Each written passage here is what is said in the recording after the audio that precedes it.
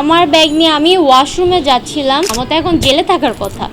একজনের নামে মিথ্যা ব্লেম দিয়ে আপনি কতদিন আর কি করতে পারেন? আপনার জন্য এটা ভেঙে গেছে। তো আমার হাতে অ্যাকচুয়ালি দুইটা ব্যাগ ছিল, যার কারণে আমি একটা সাংবাদিক ভাইয়ের কাছে আমার একটা ব্যাগ দিই, আরেকটা আমার কাছে ছিল যেটা আমার ড্রেসের সাথে ম্যাচ হয়। আর কথা সেটা নয়, কথা হচ্ছে উনি যে ক্লিপটা দেখাচ্ছে, আমি রিপিট অ্যাগেইন, উনি যে ক্লিপটা দেখাচ্ছে সেটা আমার ব্যাগ নিয়ে আমি ওয়াশরুমে যাচ্ছিলাম, অ্যান্ড সেই ক্লিপটা উনি উনার বলে দাবি করে বলতেছে যে উনার ব্যাগ নিয়ে উঠে গেছে।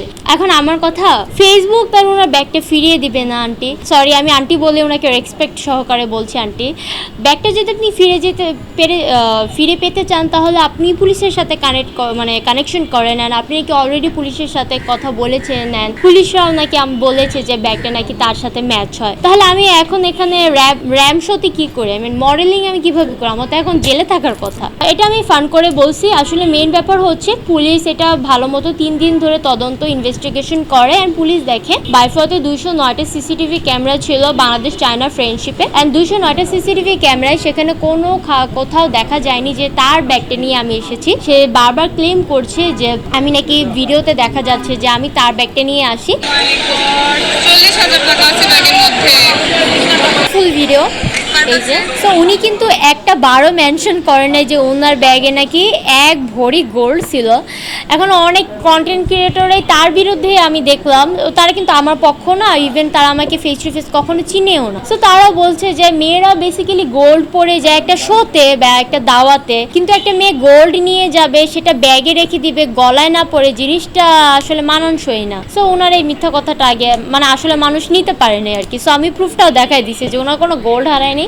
উনি নিজের মুখে বলছে ওনার নাকি 40,000 টাকা হারাইছে। আসলে ওইটা আমার ব্যাগ, এন্ড আমার ব্যাগ এক হাতে, আরেক হাতে আমার ফোন। তো ওই ফোন আর আমার ব্যাগটা নিয়ে আমি ওয়াশরুমে যাচ্ছি, আর আমি আবার আসি, এনজয় করি অনুষ্ঠানটা। তো ওইটা উনি ক্লিপটা কেটে আমার থেকে টাকা চায়, কিন্তু আমি যেহেতু ওনাকে একটা পরিমাণ টাকা দেইনি, সেক্ষেত্রে সেটা ভাইরাল করে দেন। এরকম অনেক ভুয়া নিউজ কিছু ফলোয়ার বাড়ানোর জন্য মানুষজন করে থাকে। সো ওইগুলো আমি এতটা গায়ে লাগাইনি, বাট দেখা যায় যে আমি বুঝতে পারিনি যে এই মহিলার ব্যাপারটা এত জলদি ছড়িয়ে যাবে।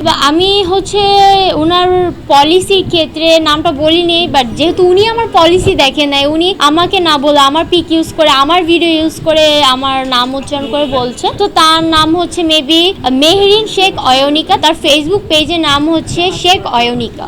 25,000 ফলোয়ার আসলেই ম্যাটার না, ম্যাটার হচ্ছে উনি যে ভিউ বিজনেস করতে চাচ্ছে সেটা আপনি ভালোভাবে করলেও পারতেন। কারণ একজনের নামে মিথ্যা ব্লেম দিয়ে আপনি কতদিন আর কি করতে পারেন? আপনার জন্য এটা ভেঙে গেছে। ব্যাপারটা হচ্ছে যে আমি তো নারায়ণগঞ্জ থেকে হচ্ছে অ্যাওয়ার্ড শোতে যাই। সো আমার পার্লার যে আমাকে রেডি করে দেয়, সে বলেছে তুমি 2টা ব্যাগ এনো, কজ আমার হেড টু বটম সব ছিল ব্ল্যাক ড্রেস, আপনারা হয়তো অনেকেই দেখছেন। তো এখন আমি শিওর হচ্ছিলাম না যে আমি কি ব্ল্যাক ড্রেসটা ক্যারি করবো নাকি, যেহেতু এখানে একটু স্টোন ছিল, অ্যান্ড আমি কি হোয়াইট কালার ব্যাগটা ক্যারি করবো। দ্যাটস আমার 2টা ব্যাগ নেওয়া, আর আমার ছোট্ট ব্যাগ হচ্ছে সাদাটা, যেটা ভিতরে আমার ফোনটাও আটে না। দ্যাটস ওই কালো ব্যাগে জিনিসপত্র রাখি। এখানে ম্যাক্সিমাম সাংবাদিকরা হচ্ছে যারা ভালো অনুমোদন প্রাপ্ত, তারা লাল বাগিচায় অনেকে রেড কার্পেটে গেছে, অ্যান্ড দেখছে যে আমার হাতে আসলে কটা ব্যাগ ছিল। অ্যান্ড অনেকে ফেক নিউজ বা ভিউ ব্যবসার জন্য এগুলো যদি করে, সেক্ষেত্রে তো আমার কিছু বলার নেই। বাট তবে আমি তার এগেইনস্টে আমি তার মামলা করেছি, জিডি করেছি কোর্টে, সাইবার ক্রাইম।